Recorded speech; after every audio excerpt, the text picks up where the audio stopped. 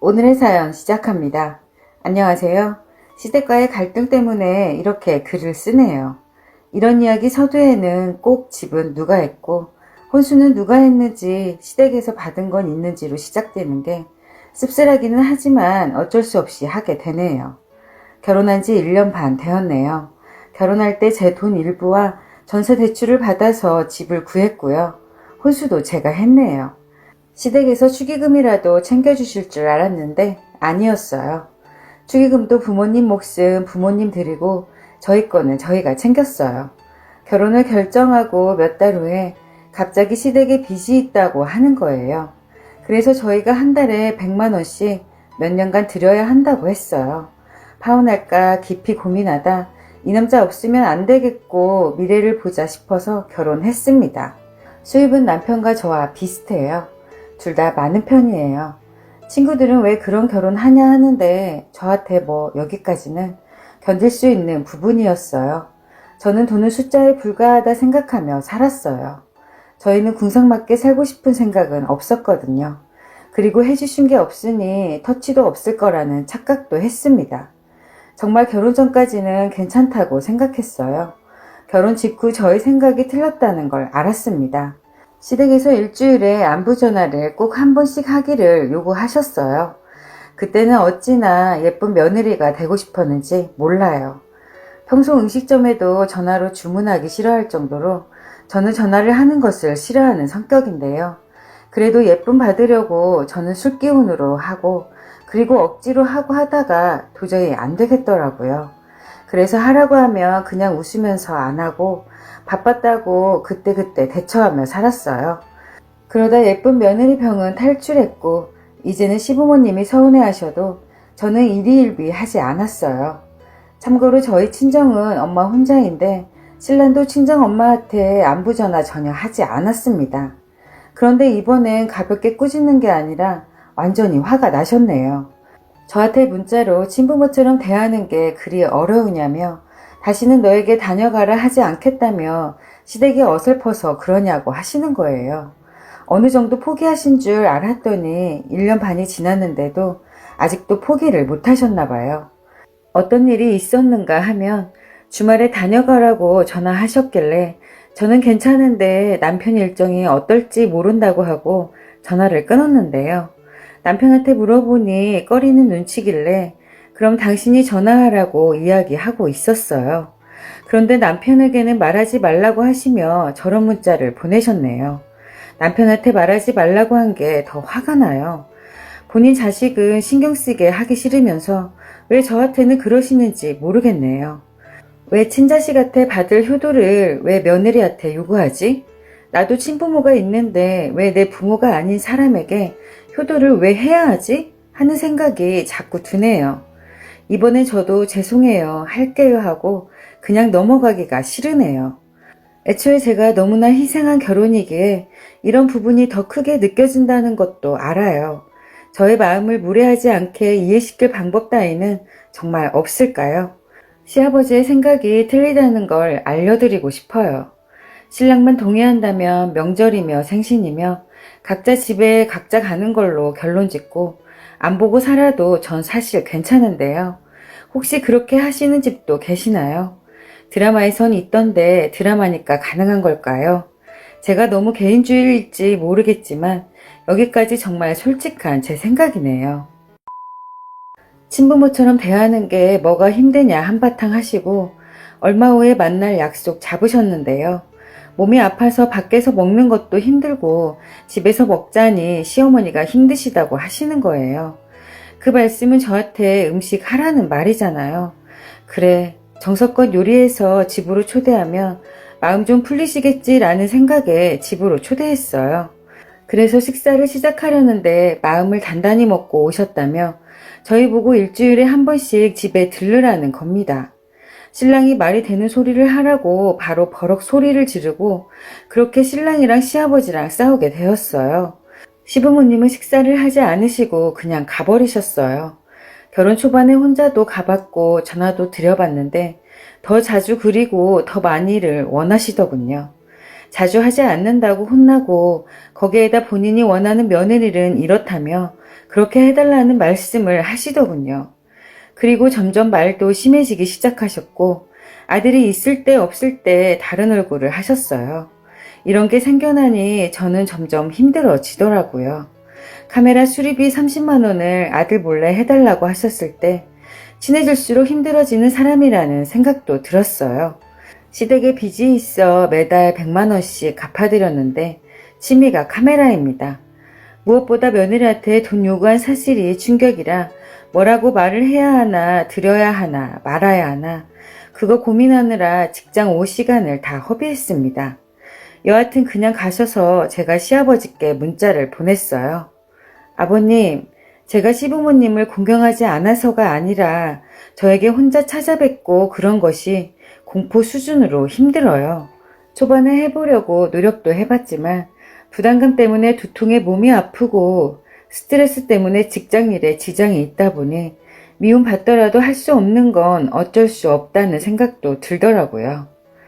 오늘 이런 이야기 드리고 조금만 이해해달라고 말씀드리고 싶어서 음식도 정성껏 준비한다고 했는데 대화할 기회조차 없어져서 너무나 아쉬워요. 신랑도 마음은 그렇지 않은데 표현이 서툴러서 그런 거니 기분 푸셨으면 좋겠어요. 시아버지께 저렇게 문자를 보냈지만 답은 없으셨고 엊그제 어버이날이라 찾아뵀는데 얼굴도 안 보여주시네요. 시어머니께는 저에게 전화 공포증 같은 것도 있는 것 같고 노력도 해봤는데 자꾸 더 바라기만 하시니 스트레스 받아서 탈모도 오고 두통도 있다고 그날 오셨을 때 말씀드렸어요. 그런데 시어머니는 문자를 제가 너무 심하게 보냈다며 우리 집이 공포스러운데 왜 오느냐고 하시더군요. 제가 보낸 문자를 온 가족이 전달해서 봤던 거였어요. 어른들도 그런다는 걸 처음 알았습니다. 여하튼 그러고 그냥 집에 돌아와서 신랑한테 앞으로 어떻게 될지 모르겠지만 당분간은 시댁과 관련된 것은 하지 않을 거라고 했어요. 당신도 최악의 상황, 그러니까 인연 끊는 것까지 생각을 해야 할 것 같다고 했죠. 물론 나만 빠질 거고 당신은 최선의 효도를 하라고 했더니 아버지 요즘 몸도 안 좋으시고 돌아가시면 후회하지 말고 조금만 참아주면 안 되겠냐고 하더군요. 자기는 결혼을 했는데 와이프가 자기 집이랑 인연 끊는 건 너무 불행한 일이라며 너무 서럽게 우네요. 원래 잘 우는 사람이 아닌데 신랑이 이렇게 서럽게 우는 건 처음 봤어요. 여태까지는 신랑은 제 편이라고 생각해서 버텨왔어요. 중간 역할은 꽤 잘한 편이에요. 그게 늘 통하지 않고 저한테 화살이 돌아와서 문제지만요. 아들한텐 알았다고 이야기하시고는 저한테 연락해서 아들한테 말하지 말라면서 요구사항을 말씀하십니다. 여러분이 보시기에도 제가 문자를 심하게 보냈나요? 제가 탈모에 이제 공황장애까지 올 것 같다고 말했는데도 참아 달라네요. 정말 우울하네요. 댓글에 답장하지 않았지만 모든 댓글을 자세히 읽어보았습니다. 눈물이 날 정도로 위로가 된 댓글도 있었고 답답하다는 분들, 고구마라는 분들 심정도 알겠고 말이 좀 심하신 분들도 있었지만 저는 뭐 그다지 상처받진 않았어요. 그런데 고구마가 사람으로 환생했느냐는 댓글에 빵 터졌네요. 일단 제가 여태껏 시가에 막 잘하지는 않았어요. 한다고 하고 안 하고 바빴다고 핑계를 대고 그러면 언젠가 포기하실 줄 알고 버텼어요. 저는 끝까지 그렇게 버틸 생각이었고요. 그런데 이번에 일이 커지면서 발길을 아예 끊으려고 했는데 신랑이 동의하지 않아 이렇게 된 것입니다. 시부모님들은 저희가 어떻게 결혼했는지 잘 몰라요. 본인 자식 모아놓은 돈 없으니 둘이서 다 빚진 것인지 아니면 제가 모은 돈이 조금 있는지 아예 모르세요. 시아버지 매달 저희가 100씩 드린 것도 모르셨대요. 본인 집에 빚이 있다는 것도 모르는 것 같아요. 저도 얼마 전에 그 사실을 알고 놀랐습니다. 경제 능력 없어도 가장인데 모르신다니 놀랐어요. 그리고 시아버지가 좀 아프세요. 파킨슨 병이신데 약을 매일 먹으면 진행 속도를 늦출 수 있는 케이스래요. 발병한 지 꽤 오래되신 것 같고요. 저는 친정엄마 힐링이 필요해서 휴가 내고 어제 친정 내려왔는데 신랑 혼자 시가에 다녀왔더라고요. 결과는 부모님도 이해하셨고 신랑이 영상통화를 걸면 저랑 같이 인사드리는 정도, 그리고 가끔 찾아뵈는 정도로 마무리됐다고 하더라고요. 저는 제가 무엇을 잘못했기에 시부모님으로부터 이해받아야 하는지도 모르겠어요. 초반부터 저런 방법을 제시했다면 몰라도 솔직히 지금은 받아들이고 싶지 않지만 저희 집에도 똑같이 하는 조건으로 일단 마무리 지어보려고 합니다. 그리고 저번에 한번 싸운 이후로 신랑이 저희 엄마한테 3번 전화를 했더라고요. 혹시나 친정엄마도 시집가면 그 정도는 해야 한다. 그렇게 저를 설득시킬까봐 걱정했는데 밖에서 먹기도 힘들고 시가에서 먹자니 시엄마가 힘들다. 이거 무슨 뜻인 것 같아? 했더니 갑자기 A씨. 그래서 다른 이야기는 꺼내지도 못했네요. 역시 친부모는 이거죠. 친정엄마 힐링받고 이제 올라가서 남편이랑 마무리 지으려고 합니다. 함께 분노해 주시고 위로해 주신 분들 너무 감사드립니다. 앞으로 저는 수동적으로 할 거고 엄청 공경하고 잘해드릴 생각 없어요. 처음에 시부모님께 잘해드리고 싶었지만 저는 이미 마음이 떠났네요. 그럴 시간에 저는 저희 엄마한테 잘할래요. 1년 만에 다시 사연을 올리게 되었네요. 시아버지가 넘어지셔서 금요일에 입원하셨어요. 뇌출혈 의심되는 상황이었습니다. 뇌출혈로 쓰러지신 건 아니고 목요일에 넘어지셨는데 병원 안 간다고 하시다가 다음날 갔더니 뇌출혈 의심된다고 하시더군요. 전 연락보단 찾아뵙는 게 우선이라 생각했어요. 그래서 바로 가자 했는데 어차피 가도 아버지 못 뵙는다고 남편이 그러더라고요. 어머님이라도 뵈야 하는 거 아니냐 했더니 어머님이 월요일에 오라고 했대요. 결국 여러 이유로 미루다 토요일에 갔어요. 암튼 당일에 전화 안 드렸다고 서운해 하셨고 화요일은 제가 야근이었는데 그날은 가야 할 것 같아서 전화했는데 안 받으셔서 야근 끝나고라도 간다고 톡 보냈는데 답장하지 않으셨어요. 다음날 연락이 늦어서 죄송하다 톡 보냈는데 역시 답장하지 않으셨어요. 나중에 알고 보니 화요일에 연락 안 받으신 건 저한테 서운해 하셨고 그 일로 남편과 어머님이 싸워서였더라고요. 그래서 죄송하다는 톡 남기고 답장 없으셨지만 그 후로 찾아뵙고 아버님 손 잡아드리고 어버이날엔 어머님과 식사도 했어요. 어머님은 저한테 아직도 서운한지 풀린지는 모르겠네요. 시아버님이 그저께 퇴원하셨어요. 그래서 어제 시댁에 갈 예정이었는데 남편이 저에게 전화해서는 시어머니는 안 계실 수도 있다고 병간호 하시느라 고생했다고 시어머니께 따로 전화하라는 겁니다. 찾아가는데 굳이 따로 전화해야 하나 싶었어요. 그리고 제가 뭔데 어른께 고생했다 하나요? 이해가 안 됐어요.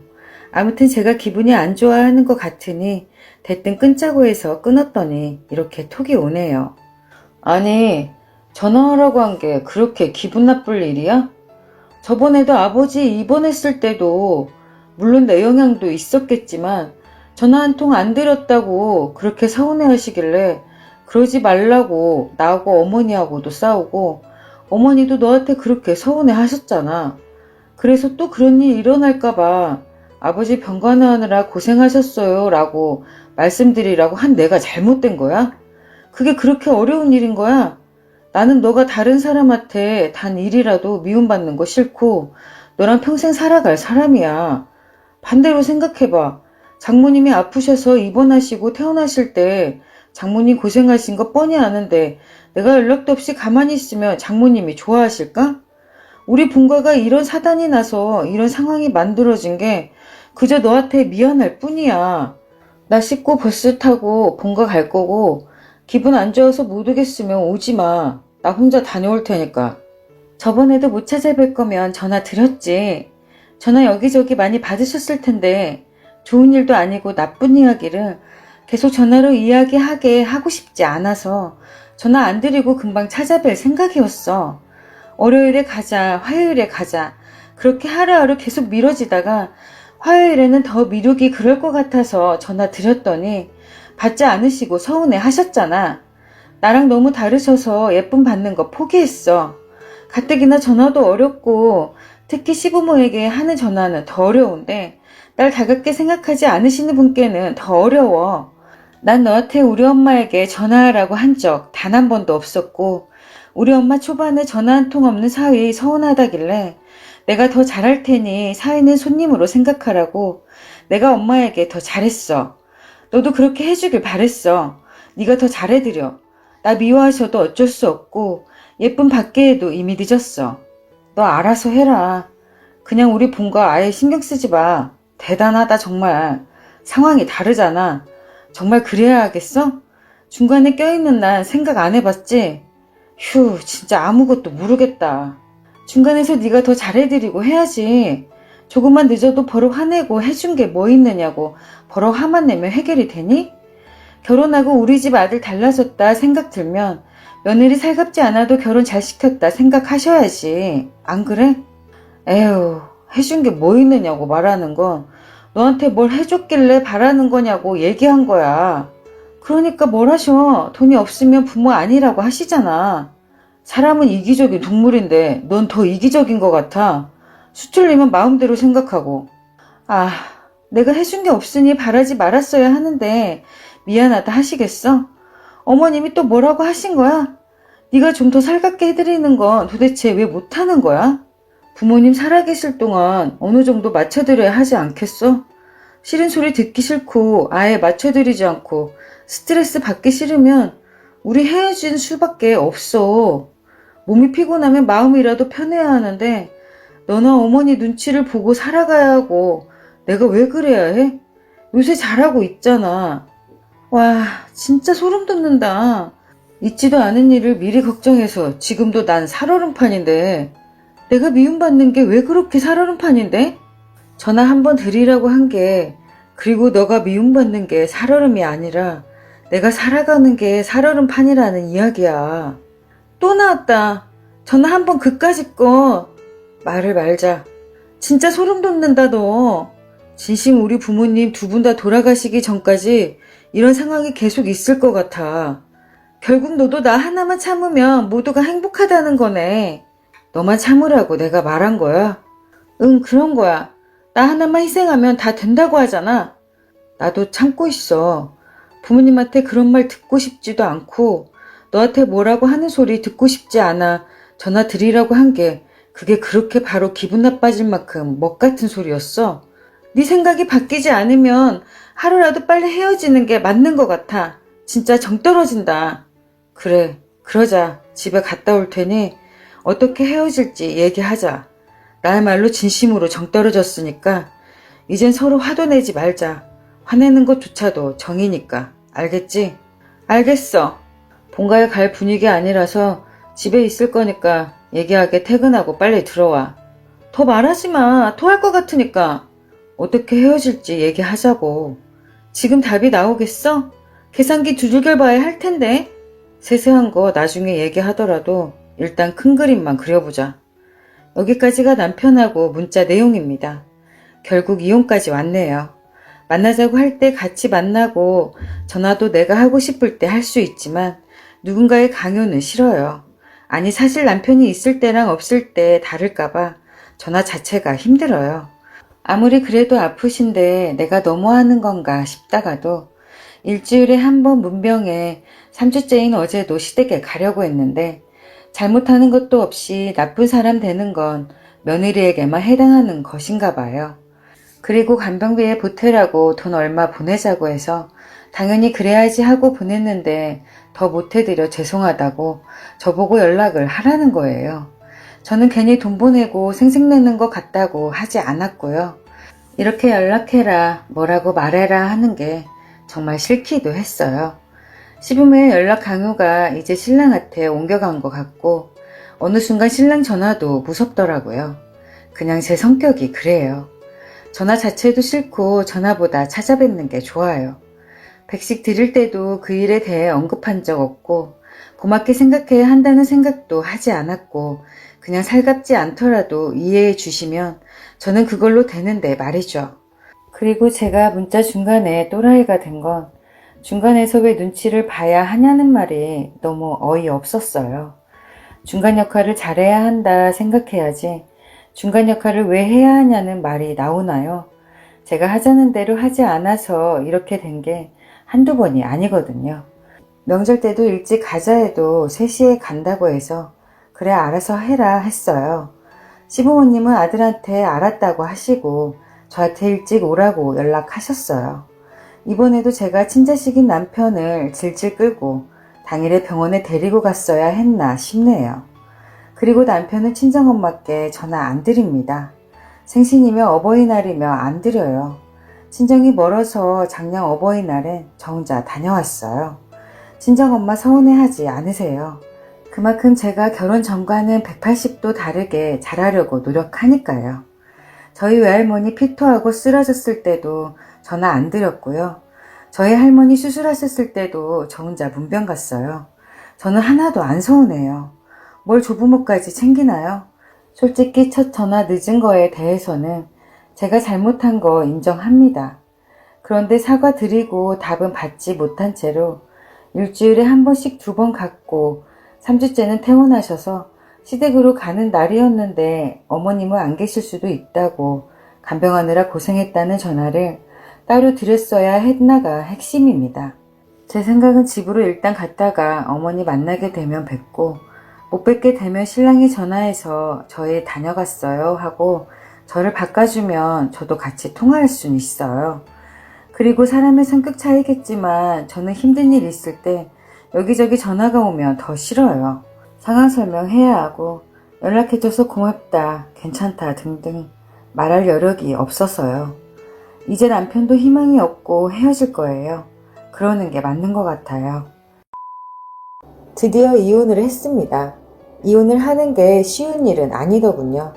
그런데 기가 막힌 것은 이혼 이야기가 나오니 시댁이나 남편의 행동이 달라졌다는 거예요. 완전히 180도 달라졌어요.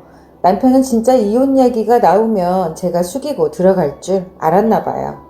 그래서 제가 원하는 대로 다 해주겠다고 말로는 그러더라고요. 그런데 막상 이혼 서류를 들이밀자 당황하는 거예요. 서류를 받아들고 진짜 이혼할 거냐고 물어보더군요. 전 장난하는 거 아니라고 했죠. 그랬더니 조금만 더 생각해보자고 하대요. 저는 생각은 너 혼자 해라. 난 이미 마음 먹었다고 했습니다.